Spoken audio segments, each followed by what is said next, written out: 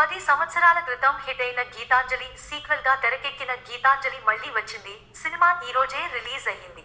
మరి ఈ సినిమా ఎలా ఉంది అనే విషయం ఈ రివ్యూలో తెలుసుకుందాం. కథ: శ్రీను ఒక స్ట్రగ్లింగ్ డైరెక్టర్. తన స్నేహితుడు అయాన్తో కలిసి సినిమా చేయాలనుకుంటాడు, కానీ కుదరదు.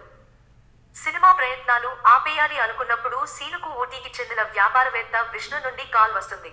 సంగీత్ మహల్ అనే దెయ్యాల ప్యాలెస్ కి ఓనర్ అయిన విష్ణు అక్కడ షూటింగ్ చేయాలని పట్టుబడతాడు. కాఫీ షాప్ ఓనర్ అయిన అంజలిని హీరోయిన్ గా ఎంపిక చేసుకుంటారు. చిత్రీకరణ కొనసాగుతుండగా వారు భయానక క్షణాలను ఎదుర్కొంటారు. ప్యాలెస్ లో దాగి ఉన్న రహస్యాలేంటి? ఇంతకీ విష్ణు ఎవరు? కష్టపడే దర్శకుడిని ఎందుకు ఎంచుకున్నాడు?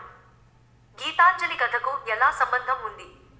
మిగిలిన కథను వెండితెరపై తెలుసుకోండి. ప్లస్ పాయింట్స్: ఎప్పటిలానే తన కామెడీ టైమింగ్ తో సత్య నవ్వించారు. సునీల్ కి స్క్రీన్ టైం తక్కువే అయినా సెకండ్ హాఫ్ లో మంచి పెర్ఫార్మెన్స్ ఇచ్చారు. శ్రీనివాసరెడ్డి, సత్యం రాజేష్, శకలక శంకర్ తో అంజలి తన పాత్రలో తగిన విధంగా నటించింది. రవిశంకర్, ప్రియ కూడా దెయ్యాలుగా కామెడీ చేశారు.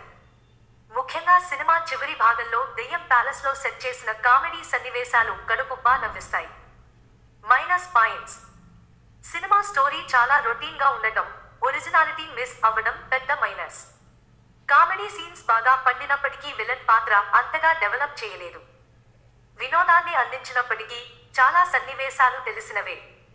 టెక్నికల్ విభాగం: దర్శకుడు శివతుల్లపాటి ప్రయత్నం సూపర్ అయినా సీనియర్ రైటర్ కోన వెంకట్ కథ, స్క్రీన్ ప్లే విషయంలో నిర్లక్ష్యం వహించినట్టు తెలుస్తుంది.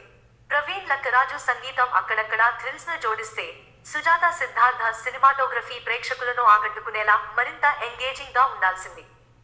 ఛోటా కె ప్రసాద్ ఎడిటింగ్ ఉంది. ఫైనల్ గా గీతాంజలి మళ్ళీ వచ్చినా భయపెట్టలేదు, కానీ బాగానే నవ్వించింది.